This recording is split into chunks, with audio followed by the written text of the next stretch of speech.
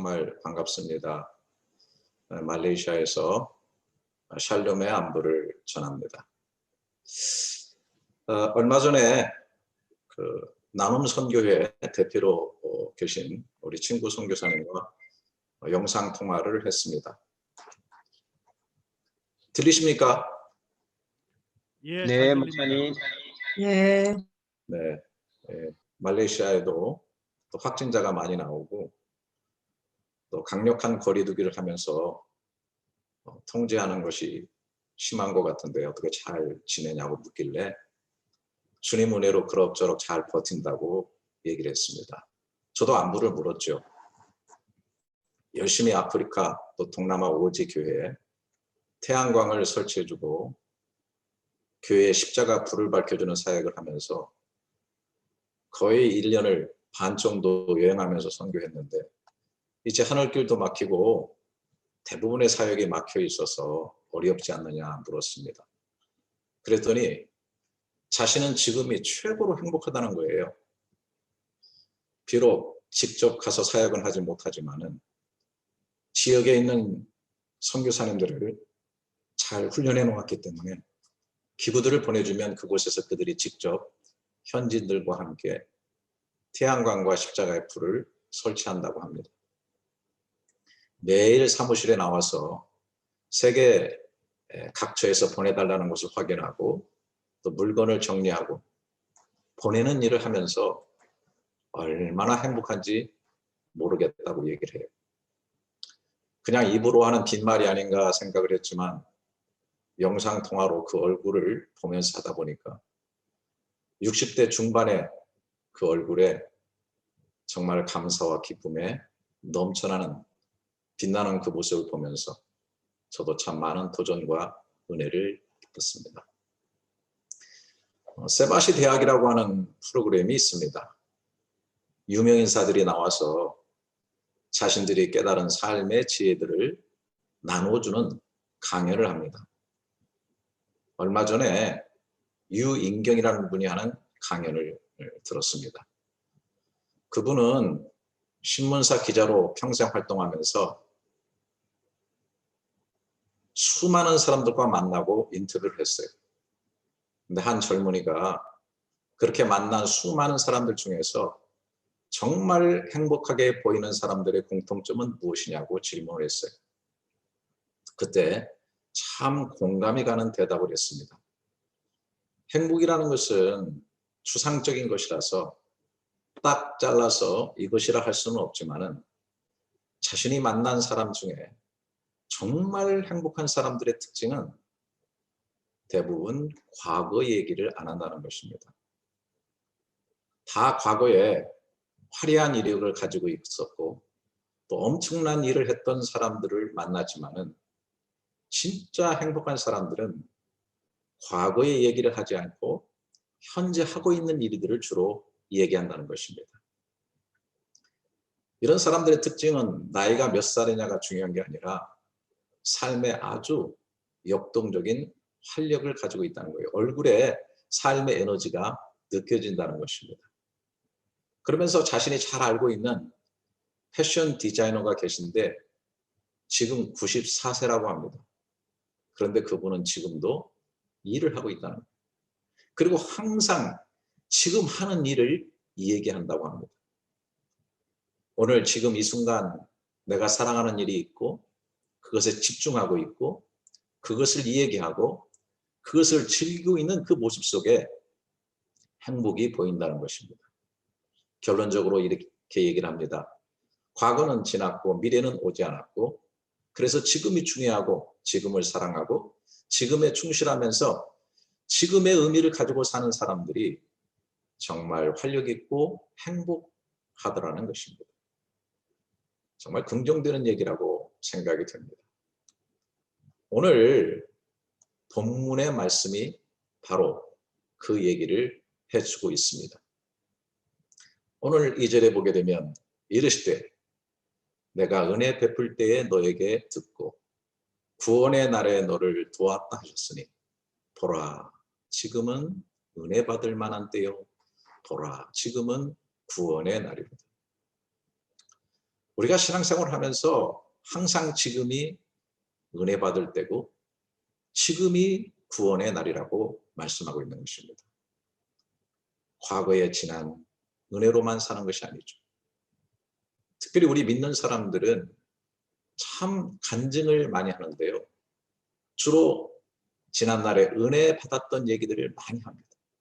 그러나 간증이 중요하지만은 간증의 삶에만 머물러 있어서는 안 되겠죠. 누구 말대로 흘러간 물은 물레방아를 돌릴 수가 없습니다. 오늘은 오늘의 은혜로 살아야죠. 지금이 은혜 받고 지금이 은혜 속에 살 때인 것입니다. 확실한 것은 우리는 구원을 받을 것입니다. 우리가 죽을 때 하나님의 나라에 들어갈 것을 확신합니다. 하지만 바로 오늘이 구원의 날인 것이죠. 오늘 우리는 이 세상의 모든 악과 문제와 어려움 속에서 구원을 받는 것입니다. 자, 이렇게 은혜로 살고 오늘 구원을 받으며 산다는 것은 너무나 행복한 일이죠. 그러나 우리 삶을 돌아보면 그렇게 살만한 상황이 아닌 경우가 너무나 많습니다. 특별히 우리가 선교사로서의 삶을 살다 보면 더욱 그렇게 살지 못할 상황에 처할 때가 참 많은 것을 고백하지 않을 수 없습니다. 그런데 오늘 본문에서도 그런 상황이 펼쳐지고 있는 것을 보게 됩니다.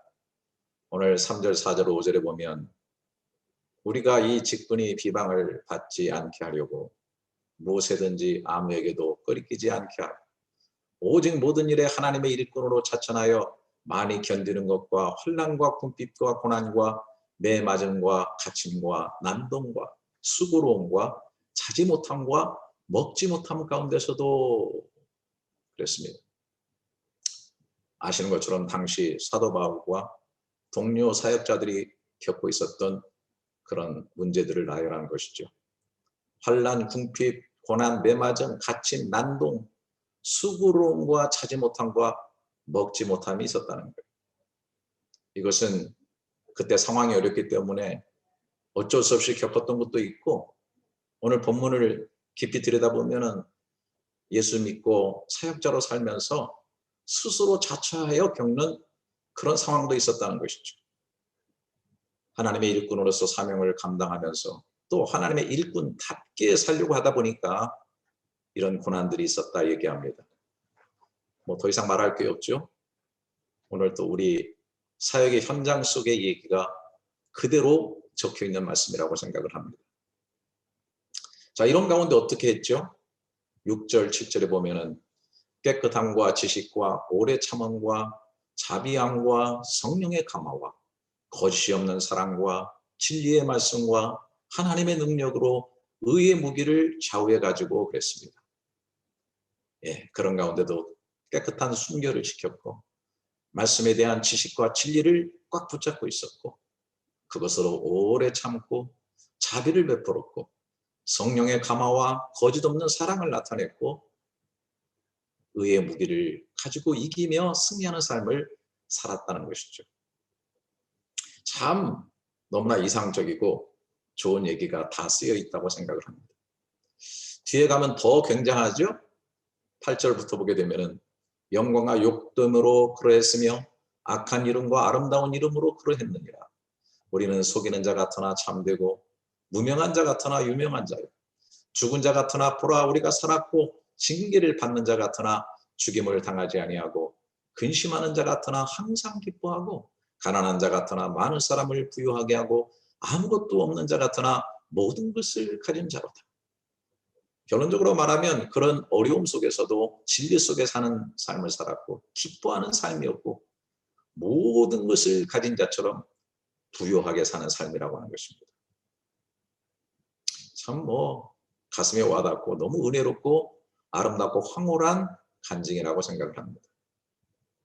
그런데 사실은 말씀 속에 나타난 이런 것들이 우리들에게는 너무 우리 자신을 힘들게 한 경우가 너무 많이 있어요. 솔직하게 얘기를 해보십시다. 우리가 신앙생활을 하면서 참 신앙인으로 살아야 되고 특히 선교사로서의 삶을 살다 보면 이런 정도 수준은 되어야 하는 목록들임을 알게 됩니다. 그런데 이렇게 사는 것은 참 쉽지가 않아요. 특별히 우리가 실제적으로 어려움과 고난을 당하고 있으면 이렇게 되기가 너무나 어렵습니다. 제가 어저께도 조영기 목사님 사모님, 김성애 사모님이 소천을 하셨는데 그 전에 방송에 나와서 간증하는 그런 내용을 보니까 하하 그분도 나는 순복음교회 하면 너무 크고 굉장히 정말 황제처럼 지내지 않았을까 생각을 했는데 그분이 사모였기 때문에 당한 그 고난이 너무 많더라고요. 옷도 거의 회색 옷에다가 검은 옷만 입고 살았고요. 너무너무 고통을 많이 받아가지고 우울증에도 걸리고 너무너무 힘든 세월을 살았다는 그런 간증을 했어요. 사실 우리가 이 성경에 참 아름다운 목록들 얘기들이 많이 있지만 또 그렇게 우리가 살아내야 되겠지만은 오히려 그런 것들이 우리에게 스트레스를 주고 힘든 경우가 너무 많아요. 전혀 그렇지 않은데도 그런 것처럼 자신을 타일러야 되고 또 사람들에게는 때로 이성적으로 행동할 때가 있어요. 모든 것이 어렵긴 하지만 저는 행복합니다. 아주 믿기는 하지만 저는 그래도 사랑합니다. 저는 아주 없이 살고 있지만 예수님 안에서 자유하죠. 부족함이나 어려움이나 죽음도 두렵지 않습니다. 안 채워주셔도 만족합니다. 저는 모든 것을 가진 자거든요. 할렐루야. 참 가상하고 그렇게 되려고 애쓰는 모습이 귀하다는 생각도 듭니다. 원망하며 불평하며 사는 것보다는 이렇게라도 입으로 얘기하면서 그런 후음을 가지고 사는 것은 훨씬 낫습니다. 하지만 사실은 안 그런데 그런 척 해야만 하는 것 때문에 더 고통을 받고 힘들어하는 그리스도인과 사역자들이 너무 많은 것을 보게 되고 너무나 많은 스트레스를 받습니다. 저는 우리 선교사님들과 목회자들을 속으로 골병들게 하는 것이 바로 이런 것들이라고 생각합니다. 아프면 아프다 하고 힘들면 힘들다 하고 어려우면 어렵다 하고 싫으면 싫다 하고 미우면 밉다 해야 되는데 이것을 감추고 자꾸만 말씀에서 얘기하는 어떤 형태를 갖추려고 하다 보니까 진짜 병들고 무너져 버리는 그런 경우가 굉장히 많은 것을 보게 됩니다. 자, 그렇다고 한다면 우리는 여기서 한번 또 생각해 봐야 될 것이 있습니다. 그렇다면 본문에서 얘기하는 것들, 그런 것들이 그렇게 되어야 하기 때문에 그렇게 얘기하고 그런 삶으로 포장하고 위선적으로 간증하고 있는 것입니다.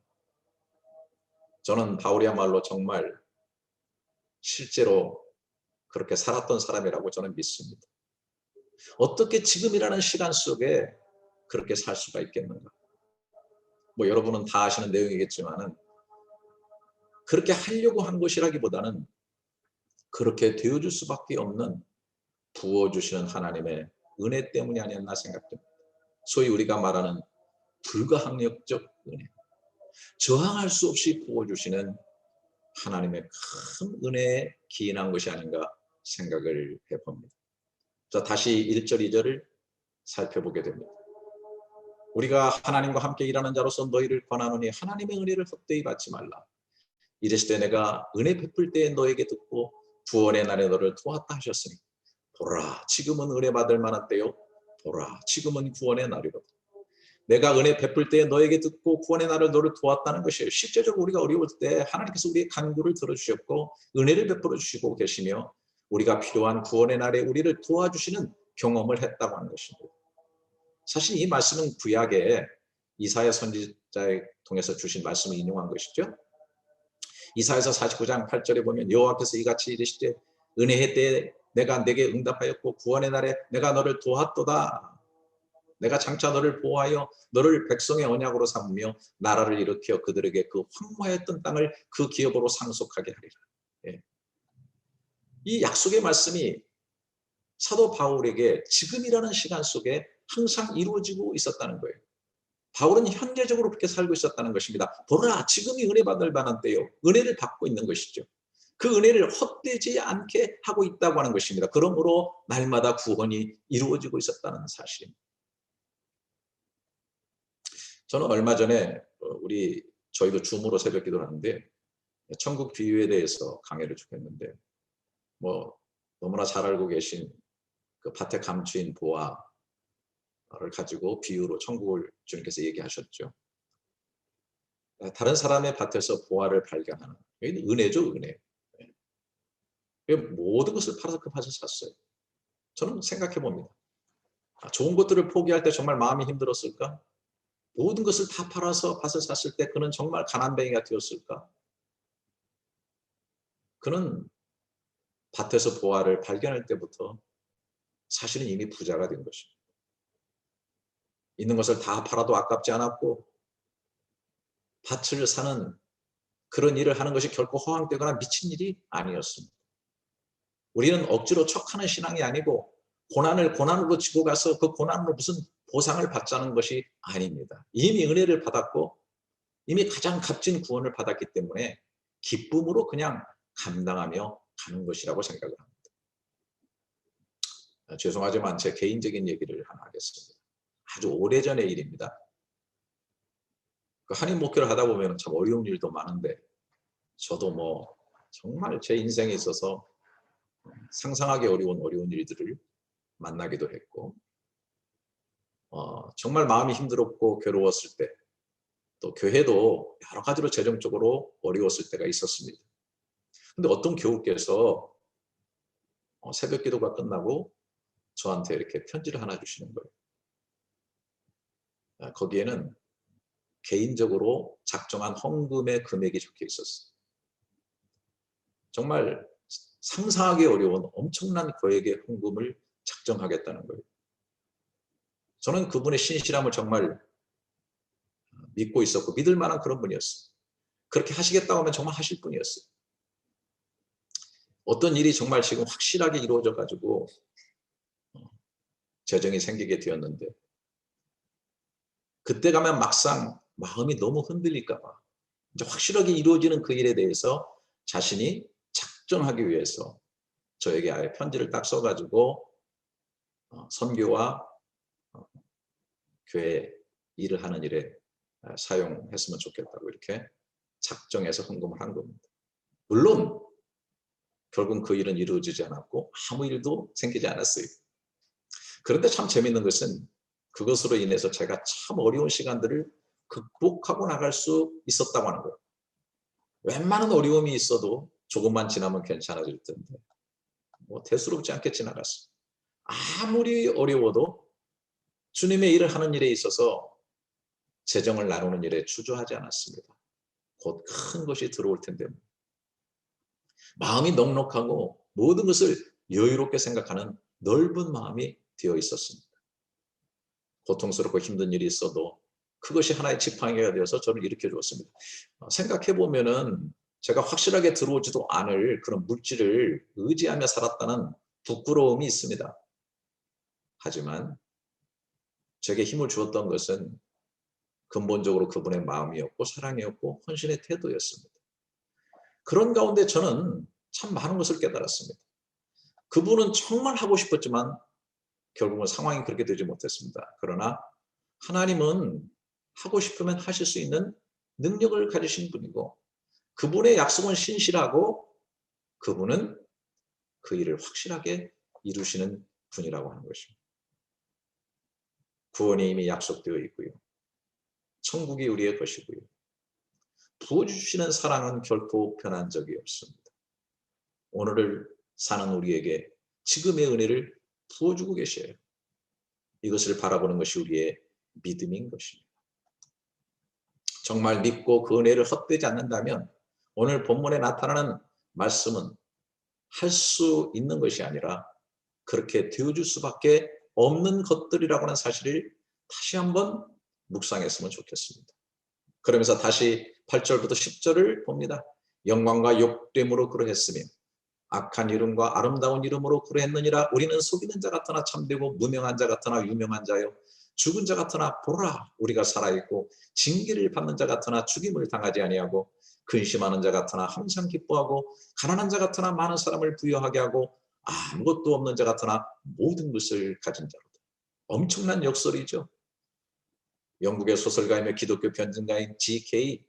체스텐은 이렇게 지치게 설명했어요. 역설은 머리를 땅에 박고 물구나무를 서서 내 말 좀 들어달라고 소리치는 진리라는 거예요. 물구나무를 서면 두 다리가 위로 뻗어 올라가는데 그 모습을 보면서 사람들이 깜짝 놀라고 주목하게 된다는 거예요. 이 역설은 진리를 강력하게 증거합니다. 바울의 형편과 처지에서 그런 고백을 한다고 하는 것은 다른 사람이 볼 때 위선 아니야? 속이는 거 아니야? 할 정도인 것이죠. 하지만 그는 분명하게 얘기했어요. 정말 속이는 자 같으나 참되다는 거예요.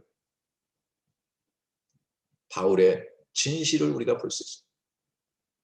본인은 진짜 하늘나라에서는 이름이 알려진 유명한 자요. 죽어서 지내는 것 같지만 살아있는 자요. 모든 것을 가진 자처럼 정말 자유하고 만족하며 살아가고 있다라고 하는 것입니다. 바울은 이런 은혜와 능력 속에 살고 있다고 진실하게 고백하는 것입니다. 그러면서 11절부터 13절에 이런 얘기를 합니다. 고린도인들이여 너희를 향하여 우리의 입이 열리고 우리의 마음이 넓어졌으니 넓어진 마음으로 고린도 교인들을 권면합니다. 너희가 우리 안에 좁아진 것이 아니라 오직 너희 심령에서 좁아진 것이니라. 내가 자녀에게 말하듯 하노니 보답하는 것으로 너희도 마음을 넓히라. 저는 이렇게 봅니다. 현재적 역동성의 은혜가 주어지고 있다면 마음과 삶의 확장성이 일어난다는 거예요. 그런데 많은 그리스도인들이 정말 이런 그 넓은 마음을 상실하고 정말 속이 좁아 터진 그런 마음으로 세상 사람들보다 못하다는 얘기를 많이 합니다. 죄송합니다만은 저도 뭐 32년, 33년째 지금 해외에 있지만 사역자들의 마음이 진짜 좁아 터진 사람이 너무 많아요. 그래서 화합이 잘 안 되고 연합이 잘 안 돼요. 저는 이렇게 필리핀 선교사회 연합해서 드리는 기도 모임 정말 가슴이 넓어지는 것 같은 느낌이 듭니다. 좁은 집에 살아도 속이 좁은 사람들과는 살기 힘든 말이 있어요.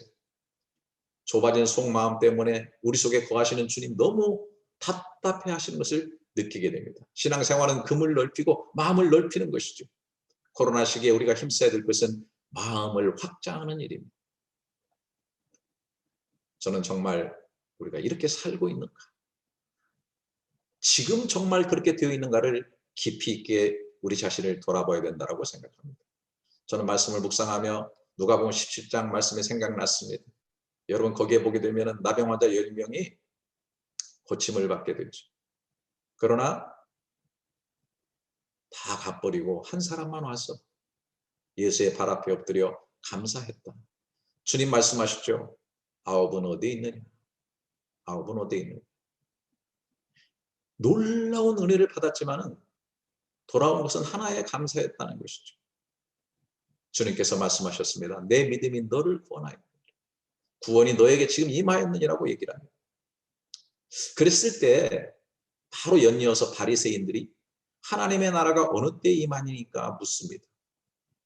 이게 연결된 사건인지 어쩐지는 잘 모르겠지만은 하여튼 바로 뒤에 나오는 것. 바리새인들의 마음속에 뭔가 하나님의 나라에 대한 열망 그리고 하나님의 나라에 대해서 예수님이 얘기해 줄 것으로 느껴졌던 것 같습니다. 하나님의 나라가 어느 때 임하니까 할 때 예수께서 대답하여 이르실 때 하나님의 나라는 볼 수 있게 임하는 것이 아니요 여기 있다 저기 있다도 못하리니 하나님의 나라는 너희 안에 있다. 너희 안에 있다.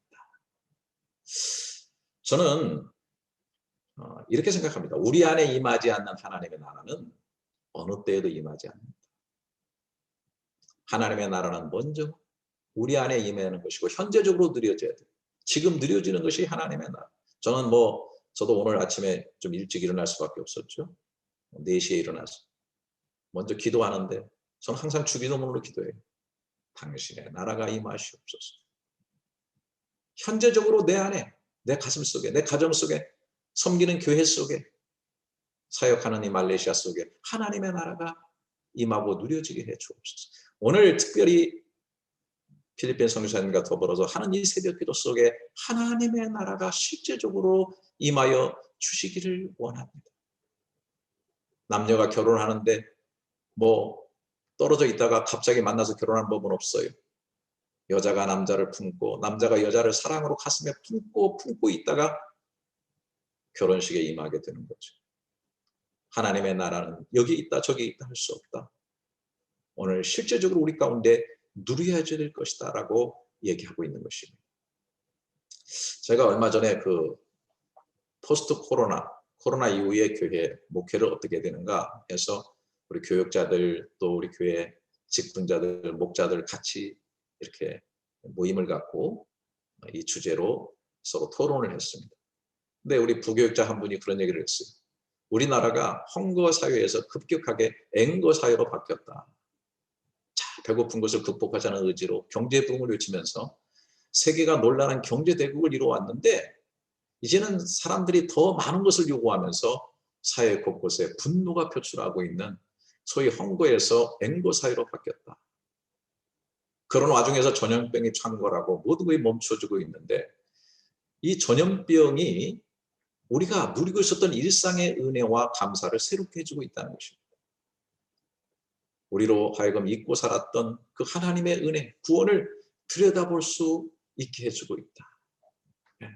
그래서 이제는 헝거에서 앵거로 왔는데 다시 이게 은혜의 삶으로 가는 시간들이다라고 하는 것입니다. 오늘 여러분들이 들으셨던 특송의 찬양, 얼마 전에 우리 청소년부에서 했던 찬양인데 가사가 너무 와닿죠? 내가 누려왔던 모든 것들이, 내가 지나왔던 모든 시간이, 내가 걸어왔던 모든 순간이 당연한 것 아니라 은혜였어. Nothing was taken for granted because it was the grace. 아침에 해가 뜨고 저녁에 노을, 봄의 꽃향기와 가을의 열매, 변하는 계절의 모든 순간이 당연한 것 아니라 은혜였어. Nothing was taken for granted because it was the grace. Everything was the grace, grace and grace. Boundless His grace. 모든 것이 은혜, 은혜, 은혜, 한없는 은혜. 내 삶에 당연한 것 하나도 없었던 것을 Nothing in my life was taken for granted. 모든 것이 은혜였어. 내가 이 땅에 태어나 사는 것, 어린아이 시절과 지금까지 숨을 쉬며 살며 꿈을 꾸는 삶, 당연한 것 아니라 은혜였어. 내가 하나님의 자녀로 살며 오늘 찬양하고 예배하는 삶, 복음을 전할 수 있는 축복이 당연한 것 아니라 은혜였어. Nothing was taken for granted because it was the grace. Everything was the grace, grace and grace. Boundless is grace. Nothing in my life was taken for granted. Everything was the grace, grace and grace. 2000년 전에 쓰였던 이 말씀 오늘 또 읽어보니까 지금이라고 표현됐어요. 지금은 역동적 현재인 것입니다. 그래서 프레젠트라고 하는 영어 단어는 현재라는 뜻도 있지만 선물이라는 뜻도 있다는 것을 너무 잘 아실 것입니다. 바로 이 순간이 하나님이 우리에게 주신 귀중한 선물이라는 것이죠. 이미 지금은 하나님이 주시는 선물이요 은혜인 것입니다. 역동적인 현재를 회복하는 것이 중요한 것입니다. 십자가에 우리를 위해서 죽으신 그 주님은, 그리고 다시 오실 그 주님은 과거와 미래에만 존재하시는 분이 아니라 오늘의 우리의 눈물을 닦아주시고 그 손으로 우리를 안아주신 현재적 주님이라고 하는 사실입니다. 저는 저녁에 잠자리에 들 때마다 다 그러시겠지만 마음속으로 십자가를 품고 그 십자가에다 모든 것을 맡기고 내 생명까지 맡기고 잠자리에 듭니다. 잠은 죽음의 연습 아닙니까? 네. 모든 것을 놓아버리는 것이죠. 잠자는 듯이 나는 언젠가 죽겠다는 생각을 가지고 잠잘 때는 꼭 죽음 연습을 합니다. 그런데 죽음이라는 걸 생각할 때 가장 큰 소망은 십자가밖에 없는 것이죠. 그런데 거기에 큰 소망을 생각하게 됩니다. 저도 말레이시아의 휘계권에 살지만 사실 이렇게 뭐 잘 사는 것이라든지 권력이라든지 뭐 이런 것으로 보게 된다면 줄을 쭉 세운다면 맨 앞에 이 나라 국왕, 뭐 주왕들, 수상, 기업가들 뭐 쭉 쓸 겁니다. 저는 어느쯤 저 뒤에쯤 서 있지 않을까 생각합니다. 그러나 한순간에 예를 들어서 뒤로 돌아가 뭐 죽음이라는 것이 딱 오게 된다. 정말 뭐 폭탄이 터져가지고 이 쿠알라룸푸르의 모든 한순간에 죽음이 온다면 상황은 드라마틱하게 바뀌어질 거라고 생각해요. 네? 저는 정말 이 휘격권에서 속이는 자 같지만 돌아서는 순간 참된 자로 설 겁니다. 무명한 자의 줄에 서 있지만 돌아서면 유명한 자로 서게 될 것이고 징계를 받는 자 그리고 회개하면서 늘 그 줄에 서 있지만 죽임을 당하지 않는 자로 돌아서게 될 것이고, 영혼들을 위하여 근심하는 자로 줄에 서 있지만 돌아서면 항상 기뻐하는 자, 가난한 자 같지만은 돌아서면 많은 사람을 부유하게 했고, 아무것도 없는 자 같으나 모든 것을 가진 자로서 바뀌어지게 될 것입니다. 물론 한순간에 이런 일은 이루어지지 않겠죠. 그러나 길어봐야 100년 안에, 제가 예언한다면 오늘 이 동시대를 살고 있는, 저와 살고 있는, 줄 서 있는 많은 사람들이 100년 안에 돌아서 가게 된다면 줄이 완전히 바뀌게 될 것이다. 저는 오늘 설교자로서 참 영광스럽습니다. 여러 선교사님들이 와서 말씀을 듣고 있습니다. 사실 선교제도 선교사님이 줄로 세운다면 어떤 분은 유명한 자요, 어떤 분은 뭐 굉장한 자요, 큰 사역을 하는 자요, 저도 그래서 뭐 꼬라비쯤에 줄에 서 있을 겁니다. 그러나 뒤로 돌아 하게 되면 많이 달라질 거라고 생각합니다. 무명한 자가 유명한 자요, 아무것도 없는 자 같은 그런 상황 속에서 사역을 했지만 모든 것을 가진 자로서의 삶으로 나타나고 있을 거라고 생각을 합니다. 우리는 하나님의 나라를 품고 사는 자들입니다. 정말 동작 그만하고 하나님 앞에 서게 될 때 나는 어떤 존재인가?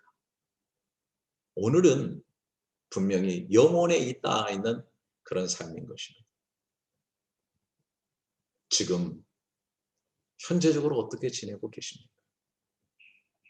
지금이 정말 은혜고, 정말 구원의 때고, 지금이 정말 하나님의 나라인 것을 놓치지 아니하고 누리시면서 영혼에 있다 있는 삶으로 나가는, 오늘이라고 하는 순간이라는 바구니로 늘 영혼을 건져내며 가장 가치 있는 사람들을 건져내며 살아갈 수 있는 우리들의 역동적인 삶이 될 수 있기를 바랍니다. 같이 한번 기도하도록 하겠습니다. 제가 기도하겠습니다.